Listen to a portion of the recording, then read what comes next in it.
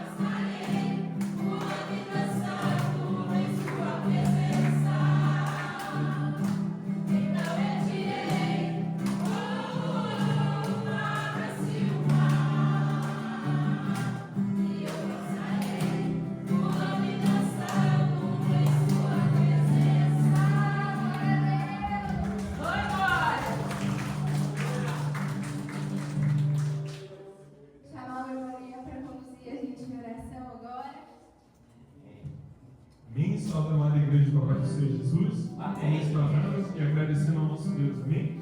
Maravilhoso Deus, eterno Pai, Deus santo e poderoso, Rei da glória. Meu Deus, nessa noite nós queremos te agradecer, Senhor. Vai te agradecer por tudo que tu és, Senhor. Vai te agradecer pela tua presença. presença em nosso meio, Senhor. Pai, eu te agradeço, Senhor, pela vida de cada um que aqui se encontra, Pai. Pai, cada um que o Senhor trouxe, Pai, nessa noite, Pai, para receber do Senhor nessa noite, Pai. Pai, aleluia, Pai, nos conduz em adoração. Meu Deus, eu te peço, Pai, que o Senhor flua de uma forma extraordinária em nosso meio. Pai, nós estamos em tua casa. Pai, aqui tem salvação, aqui tem cura. Pai, aqui tem remédio para a nossa alma. Pai, nós te pedimos que o Senhor flua neste lugar, Pai. Pai, derrama a tua glória sobre nós. Pai, que a tua presença seja manifesta através de louvores. Pai, que a tua presença seja manifesta através da tua palavra. Pai, que nenhum de nós não seja aqui da mesma forma, Senhor, como nós estamos.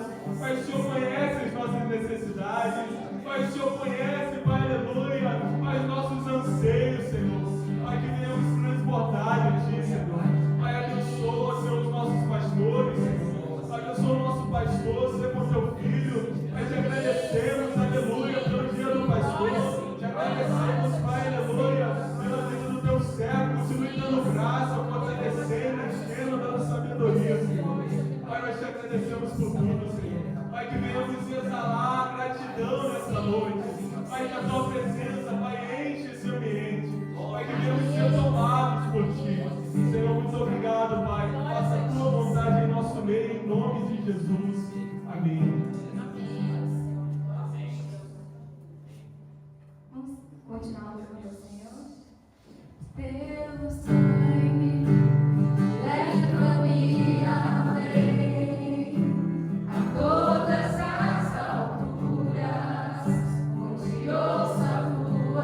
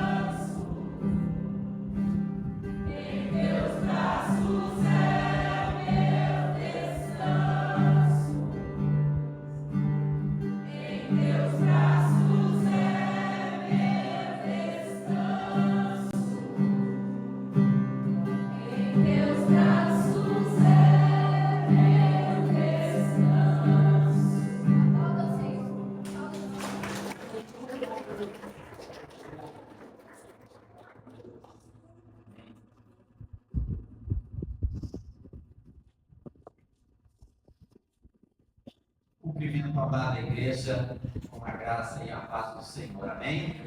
Os irmãos podem tomar o seu assento por um momento, por favor. Nós queremos louvar a Deus por já sentirmos o fluir da sua presença através dos louvores e cremos que iremos continuar sentindo o fluir da sua presença através da comunhão com os nossos irmãos, através da meditação da palavra de Deus. O pastor Wellington vai estar trazendo ao nosso coração. Nós queremos, nesta noite, dizer da nossa alegria com a presença de todos os que estão nos visitando. É uma alegria muito grande para nós, para a nossa igreja, e nós queremos dar a nossa saudação ao irmão Gilmar, que está nos visitando pela primeira vez, acompanhado ali do irmão Júnior. Seja muito bem-vindo, que Deus o abençoe e possa se sentir muito feliz no nosso meio, em nome de Jesus. Queremos louvar a Deus também pela presença da Luciane, do Mateus, nossos amados irmãos. É uma alegria muito grande para nós revê-los e tê-los conosco nessa noite, cultuando ao Senhor, juntamente com toda a amada igreja. Sejam sempre bem-vindos. Queremos destacar também a presença da Evelise e do Jonatas. A Evelise é irmã da irmã Nicole, né? Então sejam muito bem-vindos. É uma alegria para nós também tê-los conosco, que possam se sentir muito bem de nós. Deus abençoe grandemente a vida de vocês. Queremos louvar a Deus pela vida da Salete. A Salete já é conhecida nossa, e é sempre também um prazer para nós por estar conosco, né, nos dando alegria da tua presença. E queremos também saudar os demais visitantes que porventura não tiveram seu nomezinho apontado ali, né, pela recepção, mas sejam muito bem-vindos. É uma alegria para nós muito grande, em nome de Jesus. E nós queremos dar alguns recados para a igreja, né? Eu estou autorizado pelo nosso pastor. Então, nós queremos comunicar à igreja que a partir do próximo domingo, dia 16, salvo engano, dia 16, no mês de junho agora, os nossos cultos estarão começando às 19 horas no domingo, no horário de inverno, né? Então, 30 minutos estaremos antecipando o início do culto no domingo apenas. Quarta-feira, fica aqui o meu convite para o nosso abençoado culto de oração às 20 horas aqui na igreja. Tem sido um momento muito edificante para as nossas vidas. Um tempo de clamor ao Senhor, pela nossa igreja, pelos ministérios, pelos departamentos, pela diretoria, pelas famílias da igreja, pelo nosso casal pastoral, pelas necessidades de cada um, né? E nós temos visto a boa mão do Senhor operando em nosso favor e em favor de todos aqueles por quem nós temos clamado. Então, quarta-feira, às 20 horas, nosso culto de oração. Também no sábado, às 19 horas, a nossa escola bíblica sabatista. 19 horas. Então, temos aqui a classe com o pastor Wellington, ele está trazendo o estudo do livro de Gênesis. E comigo, a classe do discipulado, para todos os irmãos que desejam se batizar ou que estão vindo de outra denominação e que desejam se tornar membros da nossa igreja, a classe de doutrinas, aquilo que cremos como batistas, né?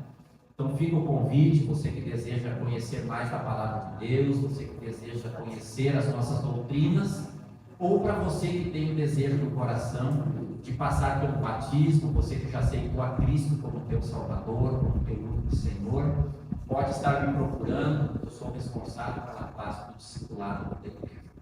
E agora nós vamos ter um momento de dedicar ao Senhor os nossos dízimos e ofertas, os irmãos que vieram preparados, né? Informamos a igreja que o nosso aplicativo do banco já está funcionando. Glória a Deus por isso, né, Marcelo? Louvado seja Deus. Depois de algum tempo aí, né, em virtude dos trâmites da ata da última assembleia da eleição da diretoria para esse ano, né? Mas graças a Deus já foi resolvido. Agradecemos a Deus também e eu rogo as orações dos irmãos em favor da vida do irmão Elson Mortari, que não mediu esforços para nos ajudar, né? Lá junto ao cartório. Então ele foi um canal de bênção de Deus, né? Para a vida da igreja, para a vida de todos nós, né? Então que Deus abençoe. E atrás das cadeiras aí, né? Você tem um QR Code da conta da igreja para você fazer a sua oferta ou dedicar o seu dízimo, se esse for o caso, né? E aqui no gasofilácio também pode ser depositado. E esse momento eu repito, como sempre falo a cada domingo, né? É um momento da igreja, dos membros da igreja. Os visitantes, por favor, não se sintam constrangidos ou obrigados a participarem deste momento, mas se sentir o desejo no coração, faça com liberdade, faça com alegria, e que Deus possa estar assim, então, nos abençoando em nome de Jesus. O Marcelo vai nos ajudar com o prelúdio ali, e os irmãos que assim então vieram preparados poderão estar dedicando ao Senhor ou através do QR Code da conta da igreja, em nome de Jesus.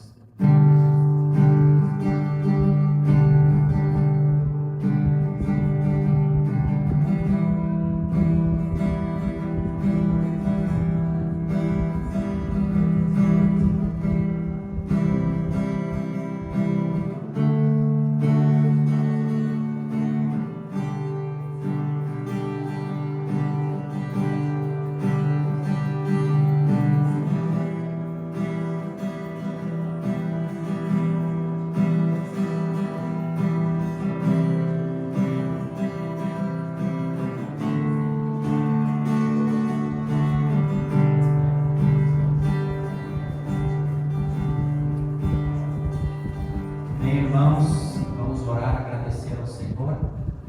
Pai, te damos graças, Senhor, louvamos, exaltamos e glorificamos o teu santo e bendito nome, por esta oportunidade tão maravilhosa que nos é dada, ó Pai, na liberdade do teu Espírito Santo, de podermos dedicar, Pai, ao Senhor os nossos dízimos, as nossas ofertas, ó Deus, em gratidão por tudo que o Senhor tem feito por nós, Pai. Declaramos aqui a tua palavra que diz que devemos provar e ver que o Senhor é bom e que a sua misericórdia dura para sempre, Senhor. Abençoa, Pai, as finanças da tua casa, Senhor, que possamos administrar esses recursos com temor de ti no coração, Pai, com muito zelo, porque esses valores, esses recursos, Pai, não pertencem a homens, mas pertencem ao Senhor. E que possa ser aplicado naquilo que vai glorificar, exaltar e bendizer o teu santo nome. Assim te oramos, agradecidos em nome de Jesus. Amém.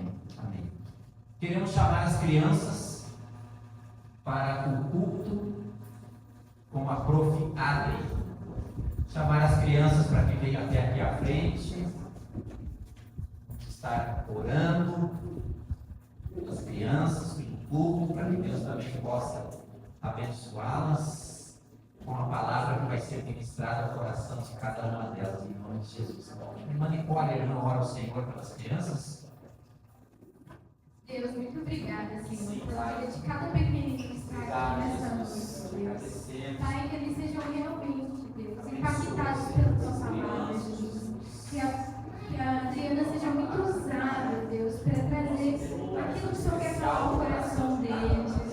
E que eles nunca se desviem dos seus caminhos, Pai. Nós pedimos, Deus, em nome de Jesus. Amém. Obrigado pela esperança do seu lado.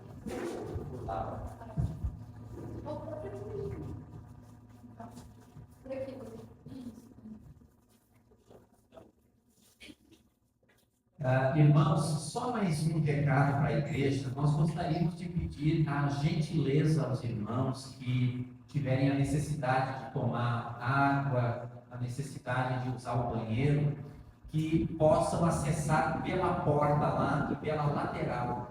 Tá? Evitem de utilizar essa porta aqui, até por causa da gravação aqui, né, do culto, e posteriormente nós vamos estar informando a igreja porque nós estamos fazendo essa modificação, aí vai ficar a critério do pastor trazer essa informação para a igreja, em nome de Jesus. Pastor, Deus abençoe a sua vida, como sempre tem usado, que o irmão seja mais uma vez nessa noite um canal de bênção para as nossas vidas. Boa noite, irmãos. Que a graça e a paz do nosso Senhor Jesus Cristo esteja no nosso coração, no coração de cada irmão que se encontra aqui nessa noite. Nós somos alegres aí por mais uma noite a gente poder estar cultuando a Deus, ver alguns irmãos aí que já fazia um tempinho, né, que a gente não vê. Esse dia bonito, né, depois de tanta chuva que a gente teve, né, teve uma semana aí calorosa, né, para poder esquentar um pouquinho, baixar aí as águas, né, então são motivos de gratidão a Deus no nosso coração. Eu quero convidar os irmãos para que possamos fazer uma reflexão hoje no livro de Apocalipse, capítulo 3, versos 7 a 13. Nós estamos numa série de mensagens trabalhando as 7 igrejas do Apocalipse. Estamos lá no capítulo 2, já estamos na 6ª igreja hoje do Apocalipse, a igreja de Filadélfia, né? E na semana que vem a gente vai encerrar essa série de mensagens, né, trabalhando aí a igreja de Laodiceia. Então nós estamos aí, hoje vamos falar sobre a igreja de Filadélfia, né, e o que Jesus escreveu para essa igreja de Filadélfia. Então abra a sua Bíblia comigo, capítulo 3 de Apocalipse, né, eu ia falar Gênesis, sábado estou estudando aí o livro de Gênesis, né, então a gente está literalmente de Gênesis a Apocalipse, né, estudando as escrituras, Apocalipse 3, 7 a 13. Você não está... Acho que vai ter que passar por aí, não está funcionando. Ou desconecta e conecta de novo lá aquele para mim, para ver se vai funcionar depois. Apocalipse 3, 7 a 13 diz o seguinte: ao anjo da igreja em Filadélfia, escreva: estas coisas diz o santo, o verdadeiro, aquele que tem a chave de Davi, que abre e ninguém fechará, e que fecha e que ninguém abrirá. Versículo 8. Conheço as obras que você realiza, e eis que tenho posto diante de você uma porta aberta, a qual ninguém pode fechar. Sei que você tem pouca força, mas guardou a minha palavra e não negou o meu nome. Eis que eu farei com alguns dos que são da sinagoga de Satanás, desses que se declaram judeus e não são, mas mentem. Eis que farei com que venham até você, prostem-se aos seus pés e reconheçam que eu amo você. Você guardou a palavra da minha perseverança. Por isso, também eu o guardarei da hora da provação que há de vir sobre o mundo inteiro, para pôr à prova os que habitam sobre a terra. Venho sem demora, conserve o que você tem, para que ninguém tome a sua coroa. Ao vencedor, farei com que seja uma coluna no santuário do meu Deus, e dali jamais sairá. Gravarei sobre ele o meu nome, gravarei sobre ele o nome do meu Deus, o nome da cidade do meu Deus, a Nova Jerusalém, que desce do céu, vindo da parte de Deus, e o meu novo nome. Quem tem ouvidos, ouça o que o Espírito diz às igrejas. Quero orar com você, Pai. Nós estamos aqui na Tua presença, Jesus, e eu quero pedir, Jesus, que o Senhor possa abrir o nosso coração para ouvir a Tua palavra revelada, Tua palavra já inspirada pelo Teu Espírito, que ela possa também trazer transformação e que os nossos ouvidos, como nós lemos aqui, possam estar abertos ao Teu Espírito para ouvir o que o Senhor tem para falar aos nossos corações. Em nome do Senhor Jesus Cristo. Amém, amém, amém. O texto de Apocalipse capítulo 3, versos 7 a 13, no qual Jesus endereça uma carta à igreja de Filadélfia, começa com uma estrutura muito semelhante às outras cartas que foram escritas às 7 igrejas do Apocalipse, ou às 7 igrejas da Ásia Menor. Então, quando a gente olha a estrutura da carta, a estrutura ela é muito semelhante. O texto começa no versículo 7, tendo Jesus como o próprio remetente desta carta, sendo João aquele o qual recebe a visão, mas Jesus é quem endereça a carta. O destinatário sendo a igreja em Filadélfia, o anjo na cidade em Filadélfia. E ali, a partir do versículo 8, começa então Jesus dizendo que conhece aquela comunidade e traz uma série de elogios àquela comunidade. E no fim, temos ali as promessas ou as recompensas àqueles que são considerados vitoriosos ou vencedores nessa igreja. É interessante, essa é a sexta carta dirigida às igrejas na Ásia Menor, e assim como a carta que foi escrita à igreja em Esmirna, a igreja em Filadélfia também são as duas únicas igrejas das quais não receberam nenhuma crítica do próprio Jesus. E o que é interessante é que ambas as igrejas são aquelas que, humanamente olhando para elas, são as menores, são as mais frágeis, são as mais pobres, são aquelas que tinham talvez menos a oferecer para a própria sociedade na questão de status, mas aos olhos de Jesus são aquelas que recebem apenas elogios do próprio Cristo.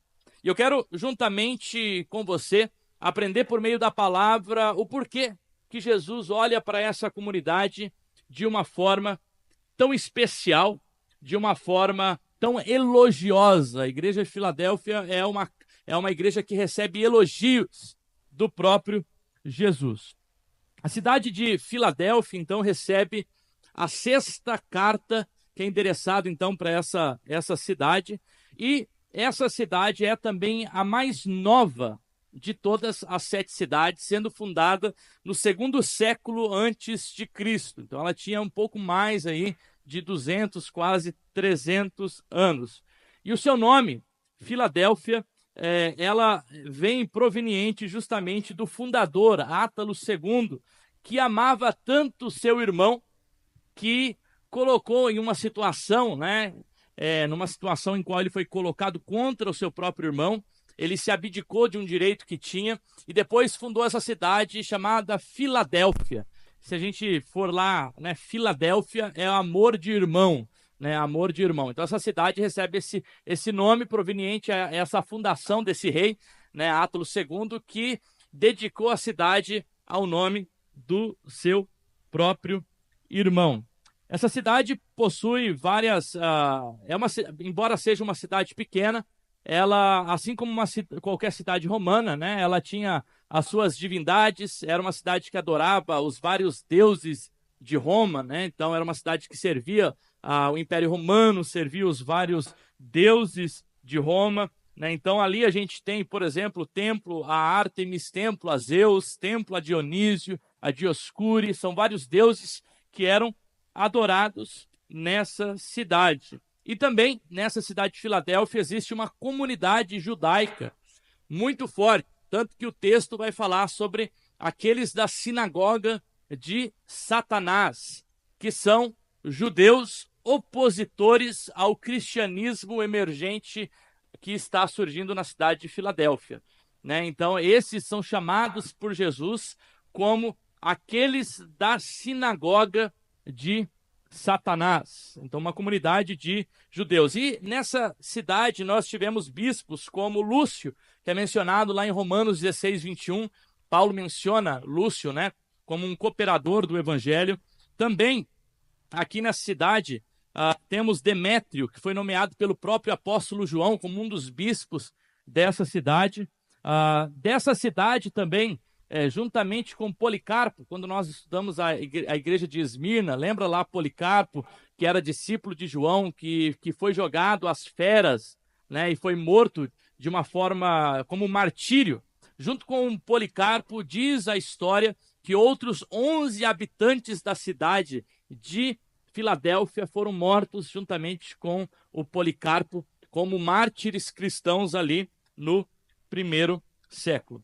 Então, o cristianismo provavelmente chega nessa região com a ida de Paulo na região ali em Atos 19. Paulo está em Éfeso, na região, e funda, então, essa igreja ali na região. E agora nós iremos ver um pouquinho do que Jesus escreve a essa igreja e por que essa igreja tão fraca, tão fragilizada, tão mal vista, é olhada por Jesus de uma forma bela e de uma forma elogiosa e fiel a Deus. Tanto que o tema da mensagem eu coloquei Filadélfia fiel, né? Então é uma cidade que tem uma fidelidade a Jesus e a palavra de Deus e serve como exemplo para a gente como comunidade, né? A gente aprender com essa comunidade. A Filadélfia é uma igreja de cidade elogiada. Então no versículo 7 começa dizendo: o anjo da igreja em Filadélfia escreva: estas coisas diz o santo, o verdadeiro, aquele que tem a chave de Davi, que abre porta que ninguém fechará, e fecha a porta que ninguém abrirá. Então, Jesus escreve ao anjo dessa igreja, que possivelmente aqui é uma figura simbólica do pastor dessa comunidade, ou quem sabe da própria comunidade, né, que recebe essa carta. E aqui, quando Jesus se apresenta, e é interessante quando nós vemos as outras 5 cartas até agora, a forma de Jesus se apresentar para as comunidades tem a ver com o fato de que ele conhece essas comunidades. E conhecendo as necessidades, os elogios e as condenações, ele se apresenta de tal forma para que possa gerar um impacto ou que possa transformar a realidade, né? É algo bem específico para cada comunidade. Fica até uma pergunta, né? Se Jesus se apresentasse hoje para a nossa comunidade, como que ele se apresentaria? Para alguns ele se apresentou como aquele que tem olhos de fogo, e os seus olhos queimariam aqueles que estavam sendo longe do evangelho, ou que não estavam junto com o evangelho, ou com a espada flamejante. Para a igreja de Filadélfia, ele se apresenta como o santo, o verdadeiro e aquele que tem a chave de Davi, que abre porta que ninguém fecha e que fecha a porta que ninguém abrirá. Então, 3 características que nós vemos de Jesus aqui nesse versículo 7 é que Jesus é considerado como a verdade, Jesus é a santidade e Jesus possui toda a autoridade. Ele se revela a essa comunidade dizendo: eu sou o santo. Até uma forma de se comparar ao próprio Deus no Antigo Testamento. Deus era o único considerado no Antigo Testamento como o santo e o verdadeiro. E agora Jesus, e nós vemos também no Evangelho, se coloca como aquele que é santo e como aquele que é verdadeiro. Nós conhecemos o texto bíblico que diz: eu sou o caminho, a verdade e a vida. Jesus é o santo, o verdadeiro e aquele que tem a chave de Davi. Né? E aí começa então o texto a trabalhar com essa ideia de porta de chave. Jesus tem a chave de Davi, né? E o que a gente pode aprender ou o que a gente pode entender com esse Jesus que tem a chave de Davi? A chave nada mais é do que um sinal de autoridade. E esse sinal de autoridade, Jesus liga à própria descendência messiânica de Davi. Quando Jesus se apresenta como aquele que tem a chave de Davi, ele se apresenta como aquele que é soberano, que tem o controle de todas as coisas, né? Quem tem a chave da casa é aquele que pode abrir a casa. É aquele que tem a autoridade de abrir e de fechar a porta da forma que ele deseja. E aqui a linhagem de Davi tem a ver com a sua linhagem messiânica. Ele está dizendo: eu sou aquele que tem a autoridade para abrir as portas necessárias. E aqui a gente vai ver que tipo de porta que Jesus está falando que ele abre.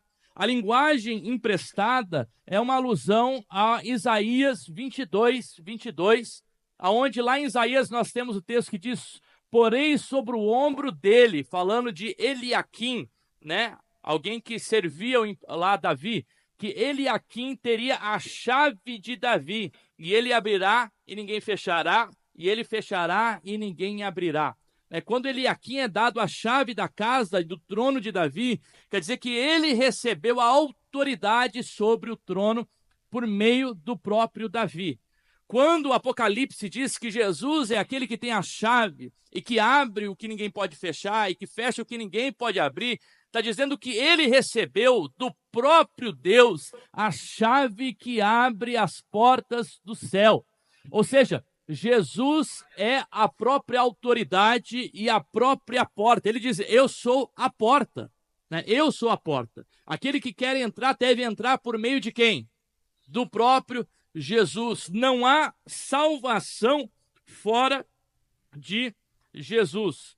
O ponto aqui, justamente dessa porta que era necessária ser aberta, está dizendo justamente sobre essa soberania de Jesus. E isso porque nós vamos ver que na cidade de Filadélfia, os judeus opositores ao cristianismo eram aqueles que diziam ser os eleitos de Deus. E por serem os eleitos de Deus, eram aqueles que seriam salvos pelo próprio Deus e estavam perseguindo os gentios da cidade de Filadélfia. Então Jesus se apresenta para essa comunidade dizendo: não são eles que têm a chave dos céus, não são eles que têm a chave e a autoridade dos céus, antes eu tenho a autoridade dos céus. Em Romanos 11, nós aprendemos que os judeus, porque rejeitaram a Jesus, né, então nós, enquanto gentios, fomos enxertados na oliveira e que nós passamos a ter acesso à própria salvação por meio de Jesus. Aqui o que o texto está dizendo é a mesma coisa. Jesus é o Messias prometido que recebeu do próprio Deus a autoridade para abrir as portas do céu e conceder salvação para o ser humano. E essa salvação não poderia vir por meio de outras pessoas, né, por meio dos judeus, mas vinha por meio do próprio Jesus. Então o que a gente aprende aqui nesse versículo 7 é que, em primeiro lugar, Jesus tem em suas mãos toda a autoridade e ele é soberano. O poder e a autoridade da nossa igreja não está na previsibilidade dos nossos projetos. Não está no quão bem a gente planeja e executa aquilo que a gente coloca no papel. O poder, a relevância e a autoridade das nossas comunidades não está no braço das nossas mãos, mas está no poder do próprio Espírito e do Cristo, que tem toda a autoridade sobre a comunidade. A comunidade em Filadélfia é considerada uma comunidade frágil, uma comunidade fraca. Mas, embora elas fossem fracas, elas possuíam um Deus que tinha toda a autoridade. E por isso a eficácia da evangelização, da proclamação da palavra de Deus não estava na fragilidade daquela comunidade, ou no tamanho daquela comunidade, ou até mesmo no investimento financeiro daquela comunidade, mas estava no poder de Deus para a salvação, como diz lá em Romanos 1:16, porque o evangelho é poder de Deus para a salvação de todo aquele que crê, primeiro judeus, também gentios e gregos. Versículo 8, Jesus se apresenta como aquele que conhece as obras, né? E aqui Jesus sempre se apresenta falando: olha, eu conheço a comunidade. Jesus nos conhece. Jesus sabe as nossas fragilidades, Jesus sabe os nossos pecados, Jesus sabe as nossas intenções falíveis. Por isso não adianta a gente querer esconder nada de Jesus. Ele diz para todas as comunidades: eu conheço a comunidade. Eu conheço como anda essa comunidade. Eu conheço como anda a fé, eu conheço como anda o amor, eu conheço como anda o serviço. Eu conheço a fidelidade à palavra de Deus dessas comunidades. E por isso, ele diz: eu conheço o que vocês realizam. E eis que eu tenho posto diante de vocês uma porta aberta que ninguém pode fechar. Eu sei que vocês têm pouca força. Olha, Jesus falou: olha, pelo fato de vocês terem pouca força, eu vou colocar uma porta aberta. E quando Jesus abre a porta, ninguém consegue fechar. Mas guardou a minha palavra e não negou o meu nome. Jesus se apresenta aqui como aquele que conhece, tendo posto a porta aberta que ninguém pode fechar. Essa comunidade que tem pouca força, no entanto, ela, apesar da sua fragilidade, ela guarda o nome de Jesus e não nega o nome de Jesus. E a gente vai ver que a recompensa deles tem a ver justamente com o fato de que eles guardaram o nome de Jesus. E porque guardaram o nome de Jesus, neles seriam escritos o nome do próprio Deus, o nome de Cristo, o nome da Nova Jerusalém. porque eles foram fiéis ao nome de Jesus. A fidelidade ao nome de Jesus, apesar da fragilidade, traria então para essa comunidade o reconhecimento dessa força e fidelidade diante de Deus. Essa entrada na vida, ou entrada por essa porta, é a entrada justamente do reino de Deus. Mas qual que é o significado, então, dessa porta aberta, né? Aqui a porta que Jesus abre. O que é essa porta aberta que Jesus abre e que ninguém pode fechar?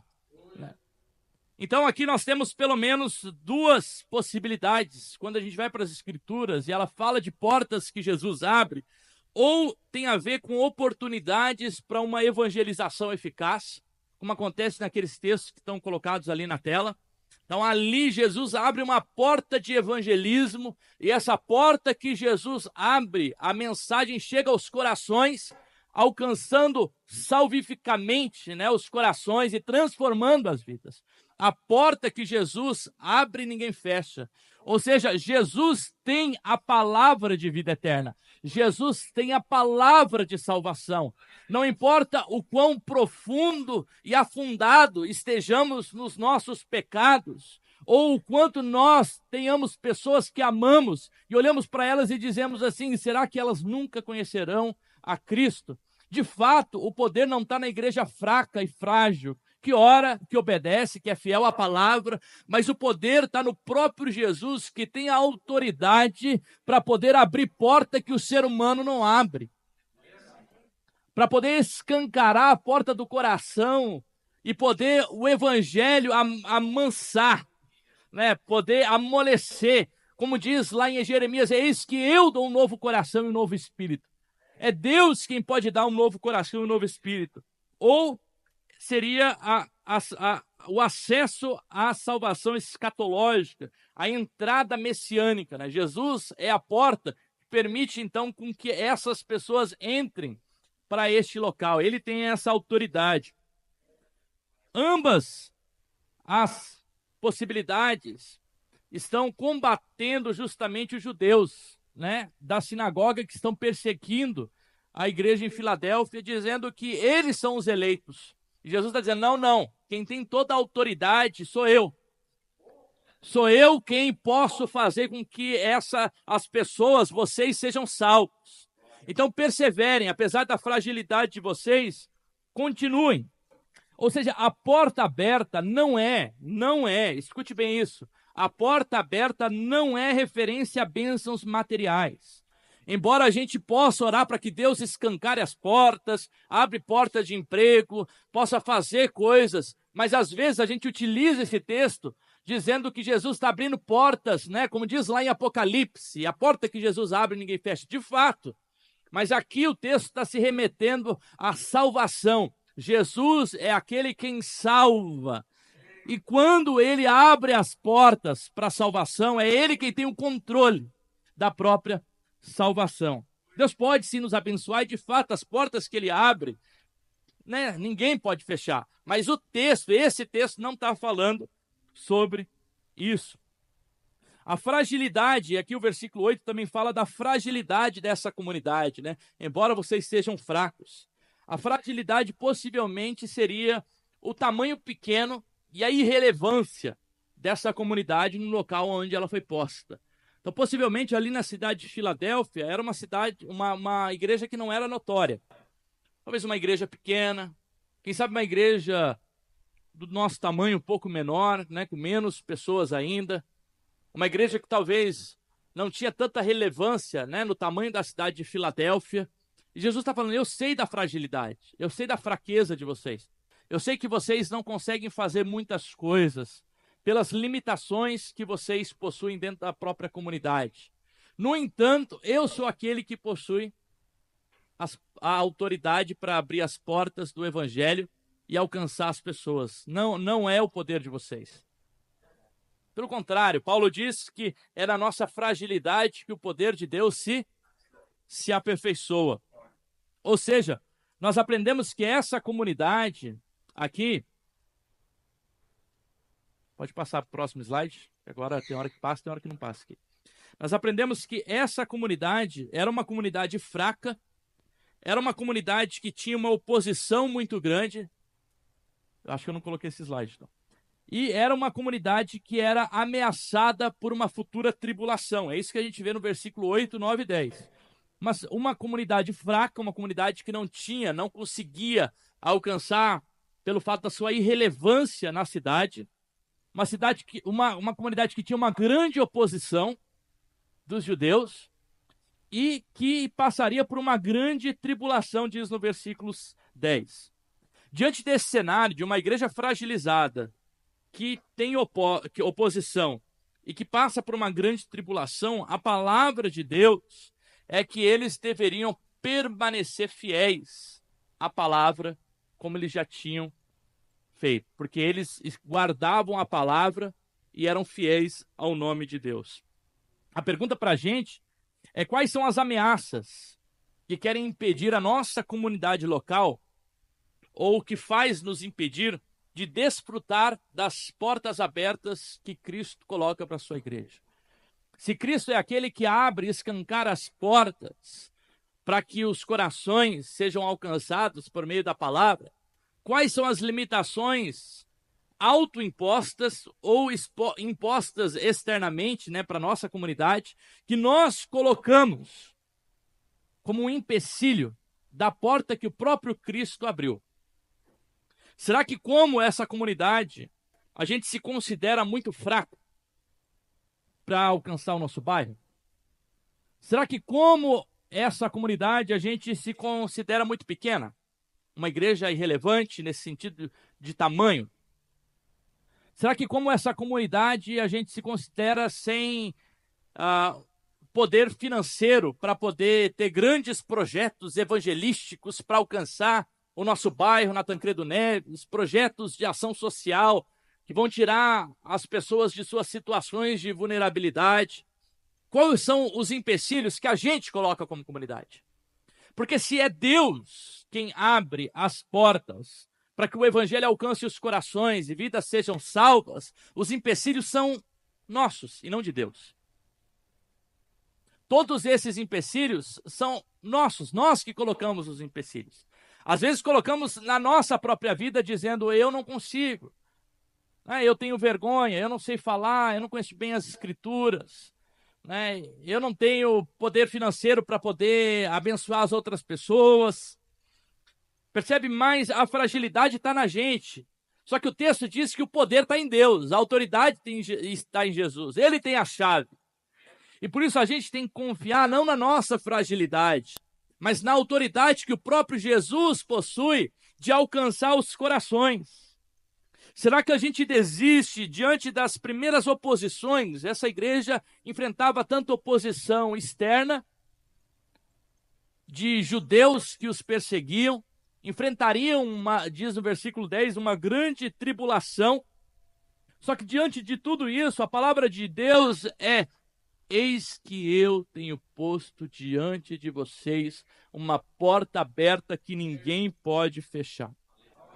Diante dos nossos limites, diante das nossas impotências, diante das nossas fragilidades, é Deus quem abre as portas. É Deus. É Deus que pode alcançar os corações. Por isso, a gente aprendeu uma frase lá no Hagai, que diz: um sonho tão grande que seria impossível de alcançar se Deus não estivesse nesse projeto. A gente, como comunidade, precisa sonhar alto, porque os sonhos de Deus são grandes. Diz a palavra de Deus que os sonhos deles são maiores do que os nossos, os pensamentos de Deus, maiores do que os nossos. Que as nossas fragilidades não sejam limitantes à força do poder de Deus. Deus tem um projeto. Deus tem uma história a construir. A grande questão é se a gente, como comunidade em Tancredo Neves, vai ser participante dessa história. Ou se a gente vai se vitimizar por conta das nossas fragilidades. A igreja em Filadélfia compreendia que a fragilidade deles não era empecilho para Deus. A nossa fragilidade não é empecilho para Deus. Uma igreja fraca, mas uma igreja perseverante. E o versículo 9, então, diz: eis que eu farei com alguns dos que são da sinagoga de Satanás, desses que se declaram judeus e não são, mas mentem. Eis que farei que venham até você. Aí o versículo 10, né? Prostrem-se diante e reconheçam que eu os amo. Então o versículo 9 faz referência a essa autoridade que Jesus tem sobre esses opositores. Os judeus seriam postos diante de uma situação de reconhecimento do poder de Jesus naquela comunidade. Alguns atrelam ao versículo 9 ao momento escatológico da volta de Cristo, aonde alguns dos judeus os judeus vão reconhecer Jesus, né, como Messias que veio escatologicamente. A gente não sabe bem dizer se esse texto está fazendo essa referência ou se era uma situação local, onde Deus está falando: eu vou trabalhar de tal forma que essas pessoas que são opositoras, elas vão reconhecer que o poder e a autoridade vem de mim, vem do próprio Jesus.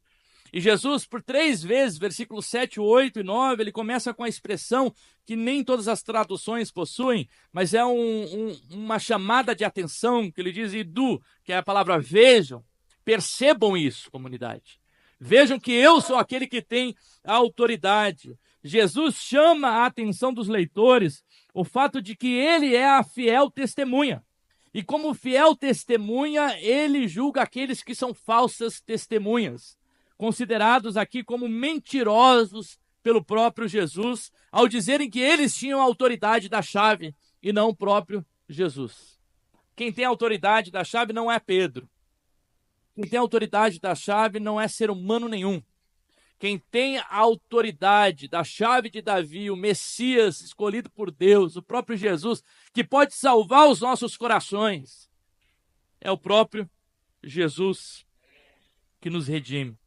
Versículo 10, já está ali, o versículo 10 diz: você guardou a minha palavra da minha perseverança, ou a palavra da minha perseverança. Por isso eu também o guardarei da hora da provação que há de vir sobre o mundo inteiro, para pôr à prova os que habitam sobre a terra. Então o versículo 10 traz a relação entre o comportamento da igreja e de Jesus. Justamente porque a igreja foi perseverante na palavra, apesar da sua fragilidade, Cristo os guardaria, ou os guardará, diante da tribulação que viria.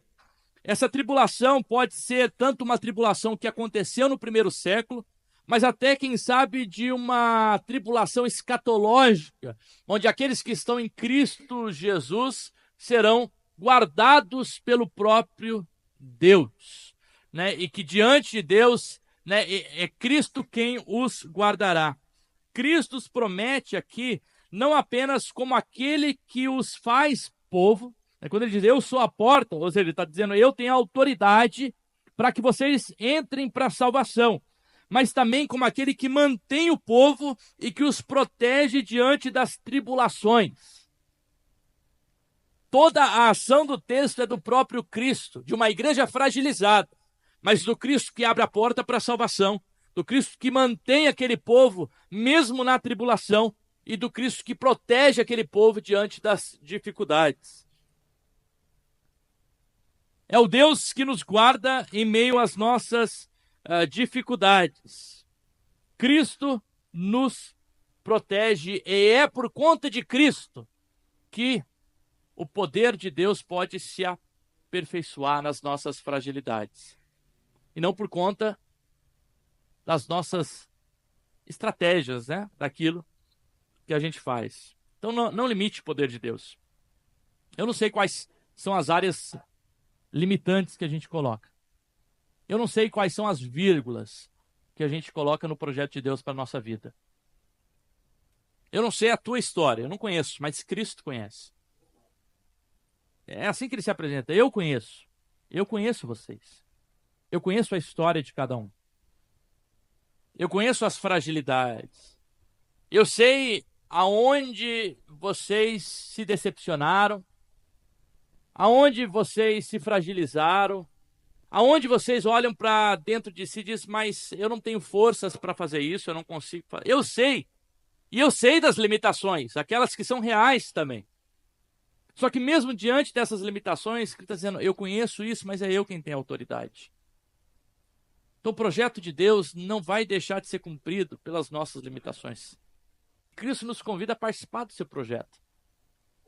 Cristo nos convida a participar dessa história da salvação, como uma igreja fiel. Uma igreja que se mantém apesar da fragilidade. Olha, diante das perseguições, diante das tribulações, diante das fragilidades, sabe, diante de todas essas desculpas que a gente coloca, a palavra de Jesus para o nosso coração é continue fiel.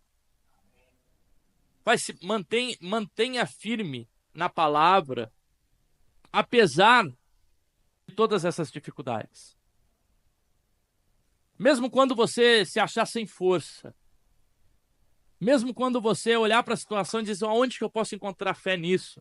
A palavra de Deus é, continue, persevere na palavra, seja fiel, porque a fragilidade de vocês não é limite para o poder de Deus. Sabe, o nosso pecado não impede de Deus agir. Claro que Deus nos chama a ser santo, né? Deus nos chama a ter uma vida de comunhão, Deus nos chama a ter uma vida de intimidade com Ele. A maior mentira que Satanás quer colocar no nosso coração é justamente essa. Quer te colocar com um sentimento de culpa. Aquela tristeza que não produz arrependimento, mas a tristeza que produz remorso. A tristeza que diz, não, eu não consigo, eu não sou digno, vou parar de ir para a igreja, já tentei tantas vezes ir para a comunidade, mas eu sempre caio no mesmo problema. E lá na comunidade sempre tem o irmão A, o irmão B, o irmão C, que tem problema também, tem fragilidade. E aquele pastor também, né, tem aqueles pecados dele lá, olha, ele fala o que não deve, ele faz as coisas assim impulsivamente. Sabe, é isso, a gente está numa comunidade de pessoas frágeis. Não tem problema nenhum. Porque o poder de Deus não depende disso. O poder de Deus não depende disso.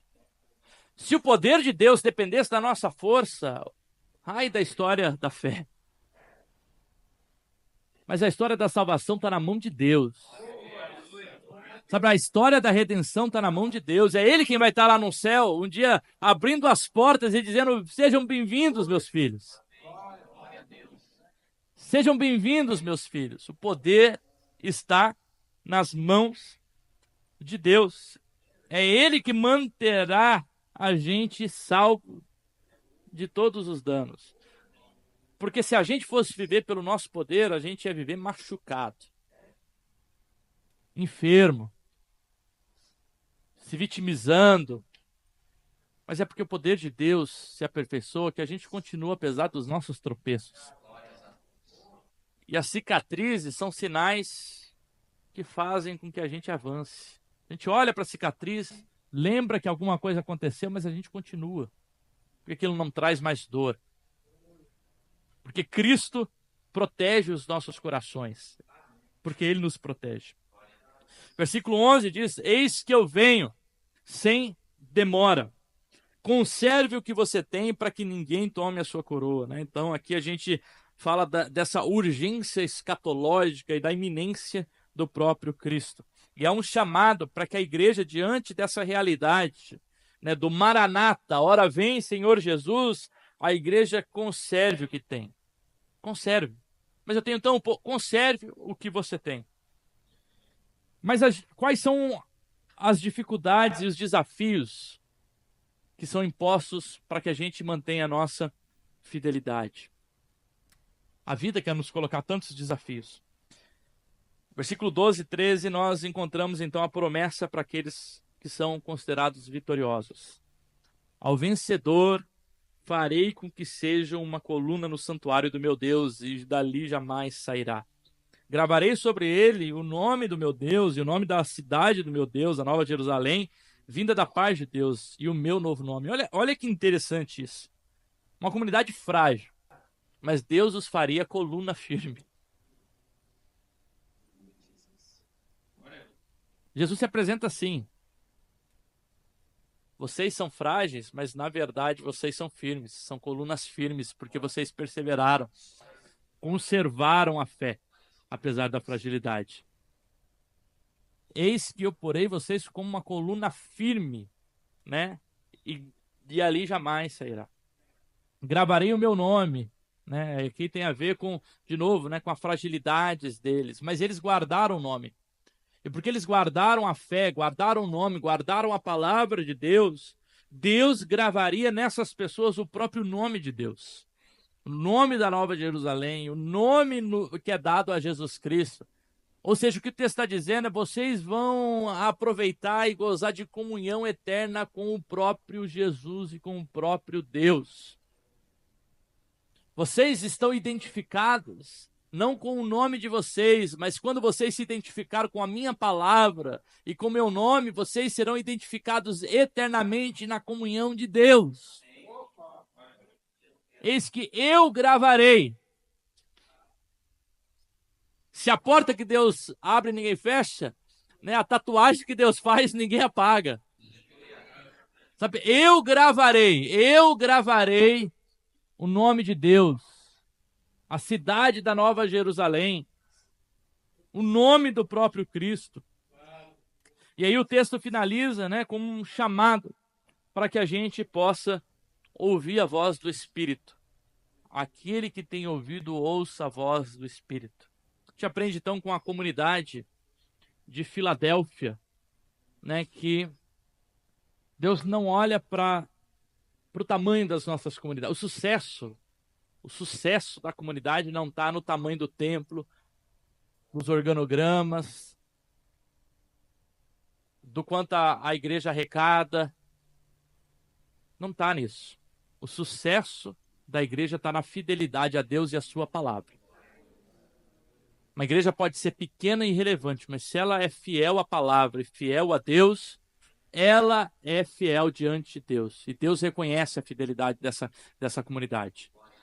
E nessa comunidade que é fiel a Deus, é Deus quem vai abrir as portas para que as pessoas ali recebam do Evangelho e sejam salvas pelo poder do Evangelho. As estratégias humanas fazem no máximo um monte de gente convencida. Mas quem pode fazer gente convertida é Jesus. As nossas estratégias convencem as pessoas.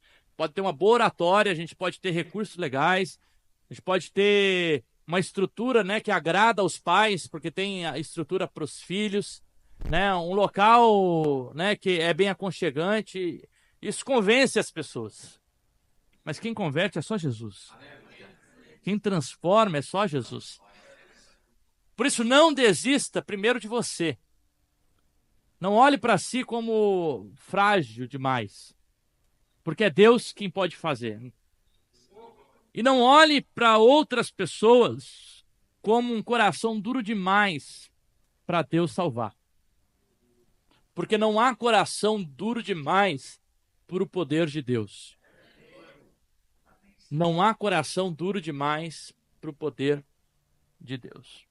E eu quero orar com você nesse momento. E pedir para que Deus revele esse poder para o seu coração, né? Que a gente tenha essa certeza, né? Que essa comunidade, que Jesus assegura para essa comunidade. Que a gente tenha essa certeza. Jesus tem a chave. Jesus tem a chave. Pai, nós nos colocamos diante do Senhor, diante da Tua palavra, diante do Teu Espírito, Pai. A Tua palavra fala aos nossos corações desse Jesus que tem toda a autoridade, que tem chave, que abre as portas, que fecha as portas, que converte os corações, que transforma as vidas. Aquele, ó Deus, que grava um novo nome, grava o próprio nome de Deus em nós. Toda a autoridade, toda a soberania, todo o controle está nas Tuas mãos, ó Pai. Está nas Tuas mãos, ó Jesus. É pelo poder do Espírito que as coisas acontecem. Pai, nós queremos colocar essa comunidade. Às vezes a gente pode se enxergar como uma comunidade de Filadélfia. uma comunidade pequena, uma comunidade sem grandes recursos financeiros. Mas Deus, faz com que a gente se mantenha fiel à tua palavra, que o nosso coração se mantenha fiel e conserve, ó Deus, fiel à tua palavra, para que o Senhor possa abrir as portas nesse bairro, para que o Senhor possa abrir as portas, ó Deus, das casas nas proximidades, ó Deus, daqueles que moram próximos de nós, dos nossos parentes, dos nossos pais, da nossa mãe, dos nossos filhos, daqueles que tanto nós amamos, mas que ainda não foram impactados, ó Deus, pelo poder do Evangelho, Jesus. Deus, que nós possamos reconhecer que o poder é teu e que o Senhor é quem pode fazer, e que o nosso coração se mantenha fiel, apesar das decepções e das fragilidades. As nossas decepções não nos identificam e não nos, ó Deus, não nos dão identidade. Que nos dá identidade é o poder de Deus. O poder de Deus que pode, ó Deus, muito. O poder de Deus que transforma os corações. E por isso nós colocamos o nosso coração diante do Senhor. Desperta essa comunidade, Pai. Desperta as nossas mentes, desperta os nossos corações. Nos dê disposição, ó Deus. Nos dê, ó Deus, ânimo, nos dê engajamento, nos dê força para que a gente possa entender que o Senhor nos coloca portas abertas e nós queremos aproveitar essas oportunidades para que o Evangelho alcance mais pessoas e que essas pessoas sejam recebidas pelo Senhor, ó Deus Pai nos céus. Pai, nós oramos como comunidade e te agradecemos em nome do Senhor Jesus Cristo. Amém. Amém.